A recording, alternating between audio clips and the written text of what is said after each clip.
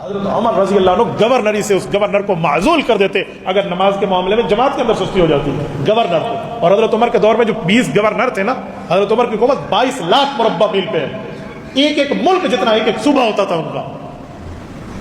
اس وقت اگر گورنر شام اٹھائے نا، اس میں شام ملک بھی ان کے پاس ہے، فلسطین بھی ان کے پاس ہے، یمن بھی ان کے پاس ہے، مصر بھی ان کے پاس ہے. یہ 4 ممالک اور گورنر ایک حضرت عمر کا صوبہ ہے جو آج 4 ملک ہیں. اتنے بڑے گورنر کو جو منٹ میں معزول کر دینا حضرت عمر کا کام ہوتا تھا. بھئی یہ نماز میں نہیں ہے. تو بھائیو یہ بنیادی چیز نماز ہے. میں روزے کو باقی چیزوں کو تو بعد میں رکھتا ہوں. تو ہم اطاعت میں پیغمبر کتنے حکم پہ بھی نہیں آئے تو آگے ہمارا معاملہ کیا ہے میرے دوستو؟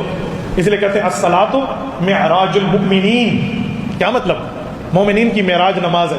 معراج کسے کہتے ہیں؟ حضور بیت اللہ سے عرش معلیٰ پہ گئے ہیں، وہ معراج ہے. اور ہماری معراج سجدے میں مل جاتی ہے.